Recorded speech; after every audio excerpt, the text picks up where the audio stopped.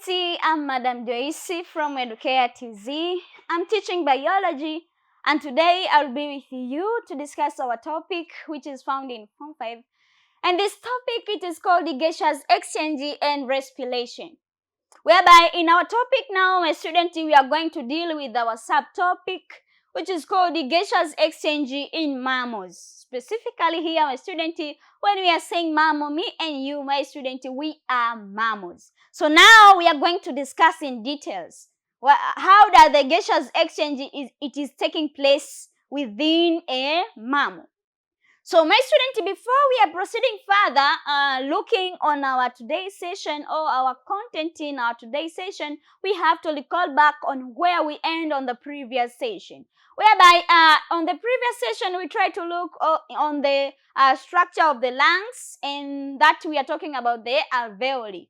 And within the alveoli, we have said that there is a structure which is produced that will help to provide a surface tension within the lungs, and that is called the surfactant. We have seen a little bit introduction, but here we are going to discuss in a broader way. So my student, you are welcome again here, since now we are going to deal with our alveoli, but in the structure which is called the surfactant.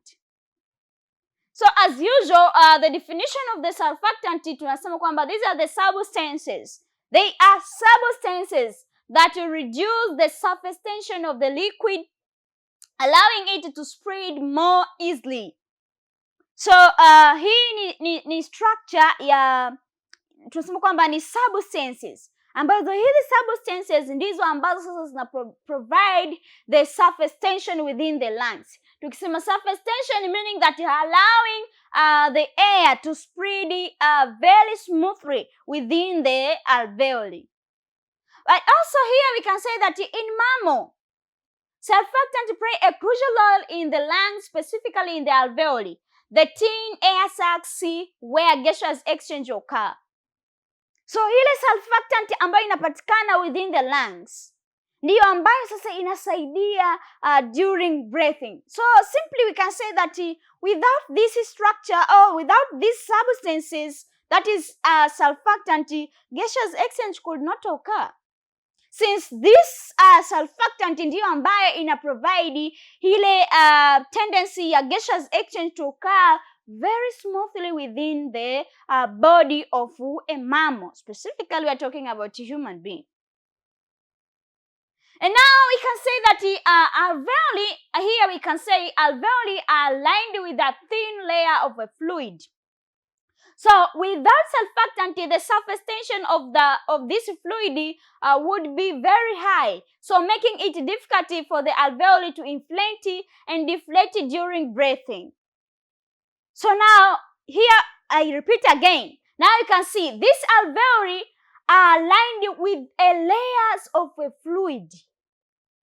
There is a layers of a fluid within the alveoli. Kwa ina maana kwamba hii fluid ikiwa nyingi ndani ya alveoli, breathing could not occur. So breathing inasaidiwa na nini? Na hii structure hii substance ambayo inaitwa surfactant. Since ile surfactant now ndio ambayo inaenda kuprovide the surface tension of the lungs, and hence now inaweza ikapelekea inflation and dilation during breathing. Unaweza sasa ukapumua, ukatoa hewa, ukaingiza hewa kwa urahisi zaidi. Kwa sababu yale maji yakizidi kwa wingi sana ndani ya alveoli, breathing it could be difficult. Now you can see it making difficult for the alveoli to inflate, meaning that the air could not enter the lungs, and gaseous exchange could not occur. Even also deflating during breathing. So now you can see how that the surfactant, it is very important in the process of breathing. But also now we can say that this surfactant role now, ina kazi gani hii surfactant ambayo inapatikana ndani ya our lungs?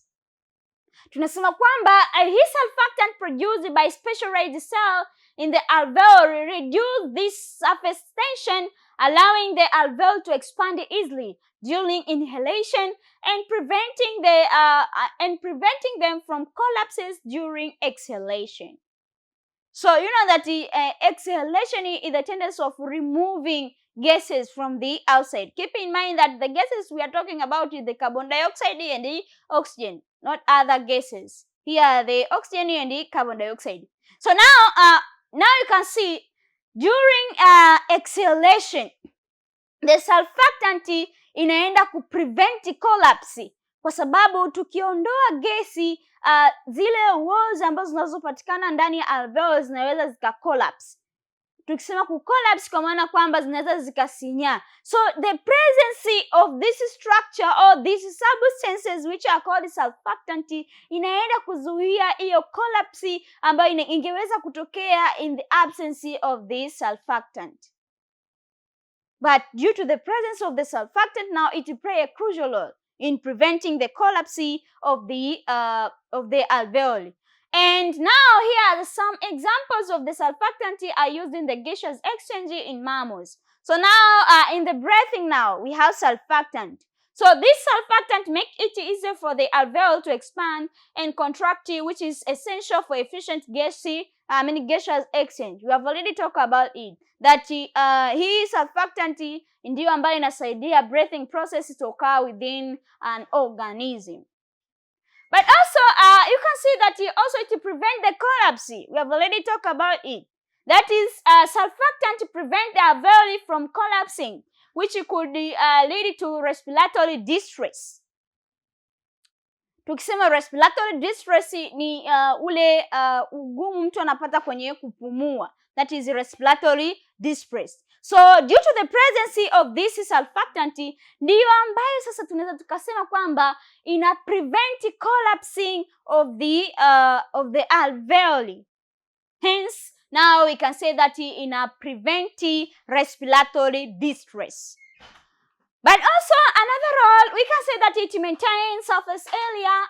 It maintaining surface area. That is, surfactant helps maintain the surface area of the alveoli, which is important for the efficient gaseous exchange. So ile maintenance of the gaseous, maintenance of the surface area ndiyo ambayo sasa inaruhusu au tunasema kwamba inasaidia kwenye breathing process to occur very easily and very smoothly in an organism. But also we can say that these surfactants are essential for proper lungs function in mammals, since it ensures that oxygen can be taken in and carbon dioxide can be released efficiently. So now my student, you can see with the presence of this surfactant ndiyo ambayo ina-ensure kiwango sahihi cha oxygen kuingia ndani ya mapafu na kiwango sahihi cha carbon dioxide kuondolewa, since carbon dioxide inakuwa haina function within the body of an organism. So it is inahitajika kuondolewa kwa haraka zaidi. So now you can see the role of this surfactant. It is very important.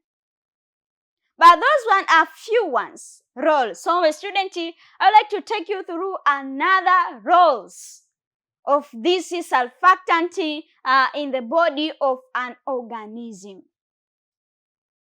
Another role here, now we can say that this surfactant it reduce the surface tension. It reduce the surface tension. So how does this surfactant it reduce the surface tension of the lungs, or it reduce the surface tension of the alveoli? We are saying that the surfactants reduce the surface tension of the fluid lining the alveoli, making it easier for them to inflate and dilate. Tukisema inflate, meaning that the air such as oxygen it enter now into the lungs. But when we are saying deflate, meaning that the gases now such as carbon dioxide are removed from the body of an organism. So that process of inflating and deflating ndiyo tunasema kwamba inasababishwa na structure ambayo inaitwa au substances ambazo zinabe produced by the alveoli ambayo inaitwa surfactant. So the presence of the surfactant within the body of an organism, it tends to reduce the surface tension And by reducing the surface tension in the alveoli, ndipo ambapo sasa yule mtu anaweza akapumua vizuri zaidi. Let's take an example. Imagine blowing up the balloons. And now, without surfactant, the alveoli would be like a balloons with a very tight rubber and around it, making it difficult to inflate. So now, imagine una lile puto ambalo limejazwa hewa, inflating the air. So now, tunasema kwamba without surfactant within the alveoli, that is a balloon, now tunasema kwamba lile puto linaweza tu likaelea lisiweze kufanya kazi yoyote. So now the presence of this surfactant ndiyo ambayo sasa inapelekea inflation of the air. Inflation of the air. Air inaweza kuingia rahisi zaidi ndani ya mapafu na ikaenda kutumika sehemu mbalimbali za mwili ambazo zinakuwa na huo uhitaji. Pia inaweza ikatoa carbon dioxide kwa urahisi zaidi. And thus we are saying that it reduces the surface tension of the lungs in general. So my student, I would like to invite you again into the next part of this session, whereby we're going to discuss or we're going to clarify other roles of this surfactant in the lungs. So thank you for your attentively listening.